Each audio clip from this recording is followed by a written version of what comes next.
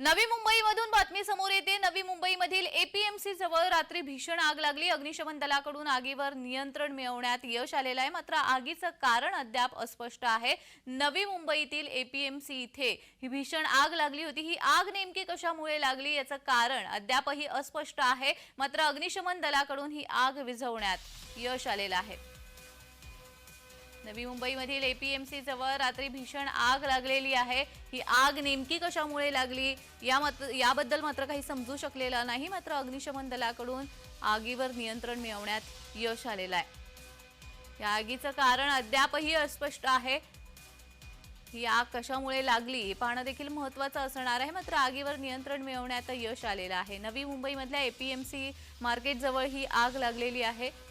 या आगीमध्ये जीवितहानी वित्तहानी झाली का हे देखील पाहणं महत्त्वाचं असणार आहे, मात्र ही भीषण आग आपण पाहतोय। एपीएमसी जवळ रात्री भीषण आग लागली होती। या आगीवर नियंत्रण मिळवण्यामध्ये यश आलेलं आहे। मोठी वित्तहानी झाल्याचं आपल्याला दिसून येते। यामध्ये काही जीवितहानी झाली का हे देखील पाहणं महत्त्वाचं असणार आहे, मात्र बऱ्याच प्रमाणामध्ये वित्तहानी झाल्याचं दिसून येत आहे।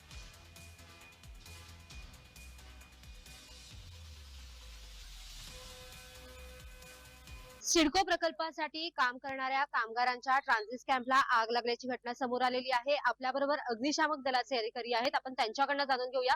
सर, काय सांगाल, किती वाजता ही आग लागलेली आहे? कोणी आतमध्ये होतं का? फायर ब्रिगेडच्या किती गाड्या घटनास्थळी होत्या आणि एकंदरच आगीचं कारण काय? 9:25 आम्हाला आगीचा कॉल आला होता।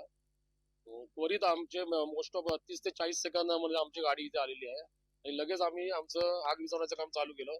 घटनास्थळी आमच्या 5 ते 6 गाड्या होत्या आणि चारी बाजूने आम्ही त्या प्रिमाइसेसच्या चारी बाजूने आग विझवत होतो। आणि ही आग ही जी सिडको नवीन वसाहत बनते त्याचे जे लेबर लोकांचे जे रूम्स आहेत टेम्पररी शेडमध्ये, त्याला आग लागली होती। आणि तरी आतमध्ये भारी मात्रामध्ये आतमध्ये सिलेंडर होते, मोठं सामान होतं, तरी सुद्धा आमच्या कर्मचाऱ्यांनी अधिकाऱ्यांनी साहस दाखवून आग लवकरात लवकर आटोक्यात आणली। एकंदरच आगीचं कारण काय आहे? त्यांच्याच सुपरवायझर आणि त्यांच्या जे लेबर लोक होते त्यांच्या माहितीनुसार असं कळलं की ही आग जेवण बनवायचं आतमध्ये त्या रूम मध्ये काम चालू होतं, त्याचाच सिलेंडरचा भडका उडून ही आग लागली असावी असं प्राथमिक अंदाज आहे। सर, किती कामगार आतमध्ये होते? कुठल्या प्रकारची जीवितहानी झाली आहे का? किती वेळ लागला ही आग विझवण्यासाठी? जे 150 ते 200 कर्मचारी इथे आत होते, परंतु आग जेव्हा लागली त्यामुळे सर्व लोक त्या प्रिमाइसेस मधून इव्हॅक्युएट झाले, त्यामुळे कोणतीही जीवितहानी झाली नाही। कविता लोखंडे, जय महाराष्ट्र, नवी मुंबई। वाशीतील एपीएमसी परिसरामध्ये भीषण आग लागलेली पाहायला मिळते। कामगारांच्या ट्रांजिट कैंपला ही आग लागलेली होती। आपल्या बरोबर कामगार आहे, आपण त्यांच्याकडनं जाणून घेऊया। सर, क्या बताएंगे, जब ये आग लगी तभी कितने लोग अंदर थे और कैसे क्या आग लगी, आपको क्या लग रहा है? ड्यूटी से आने के बाद में सभी लोग लेबर में खाना न बना के खा रहे थे और गैस के फटने के कारण सुनने को मिला आग लगी है, जिसके कारण एक के बाद एक गैस ब्लास्ट हुआ। और जब सूचना मिली तो पूरे आदमी जो थे डर के भागने लगे और अंदर से जितने आदमी बाहर आ चुके सेफ है, अंदर वाले बता सकते सेफ है या नहीं।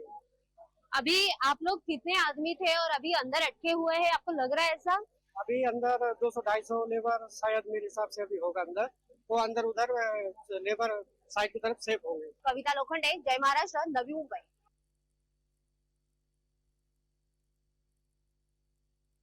कैंटीन के पास थे हम और अचानक से आग लगे। हम लोग गए देखने तो रूम में आग लगा था, तो जितने लेबर थे सबको हल्ला कर दिए जो आग लग गया है, तो कृपया जितने भी आदमी सभी साइड हो जाओ। तो सब साइड हो गए। लाइट का कनेक्शन में जाके कूदी फटाफट, सब लाइट का कनेक्शन बंद कर दिया और धीरे से आग लगी थी तभी हल्ला कर दिया एकदम। जितने लेबर 500-600 लेबर थे सब साइड हो गए। घायल कोई नहीं हुआ सर, जितने लेबर थे सब सेफ है, कोई दिक्कत नहीं लेबर को। अचानक से आग लगी और ज्यादा। लेबर कौन से? लेबर अपना कंस्ट्रक्शन लाइन के बिल्डिंग बन रहा है इसके अंदर, कॉपर साइड कंपनी है।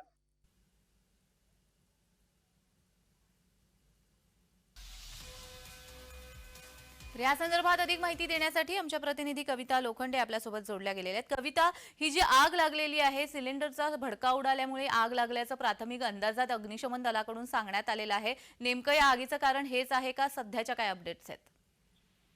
नक्कीच नवी मुंबईतील वाशी येथील सिडकोच्या गृहप्रकल्पासाठी कामगार जे आले होते हे गृहप्रकल्प तयार करण्यासाठी यांच्या वसाहतीला जी आहे ती काल रात्री भीषण आग लागल्याची घटना घडली होती आणि कामगार जेवण बनवताना गॅस लिकेज होऊन ही आग लागल्याची माहिती जी आहे ती अग्निशामक दलाने आपल्याला दिलेली आहे आणि कामगार वसाहतीमध्ये त्यावेळी तब्बल 250 लोक होते आणि जेवण बनवताना हा गॅस भडका उडाल्याची प्राथमिक माहिती जी आहे ती समोर येताना पाहायला मिळते. प्रज्ञा. जी जी कविता, मात्र खूप मोठ्या प्रमाणात वित्तहानी झाल्याचं देखील दिसून येते. साधारण किती नुकसान झालं या संदर्भात काही माहिती मिळाली आहे का?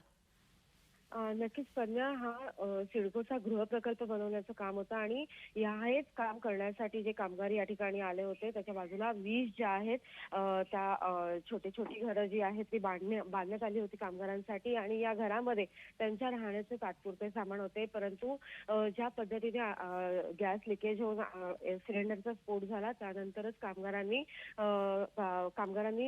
त्यांच्या घरातून जे आहे ती त्यांचे सामान घेऊन जे आहे ती बाहेर धाव घेतली आणि त्यानंतर जे आहे अचानकपणे आजूबाजूला असलेल्या सर्व सिलेंडरचे स्फोट झाले आणि त्यामध्ये जे आहे त्यांचं जेवण बनवण्याचं सामान आहे याचं जे मोठ्या प्रमाणामध्ये नुकसान झालेलं आपल्याला पाहायला मिळतंय. जी परंतु रात्रीच्या आगीमध्ये जे आहे ते कोणत्याही प्रकारची जी जीवितहानी झालेली आपल्याला पाहायला मिळत नाहीये. प्रज्ञा. जी, धन्यवाद तुम्ही दिलेल्या सविस्तर माहितीसाठी.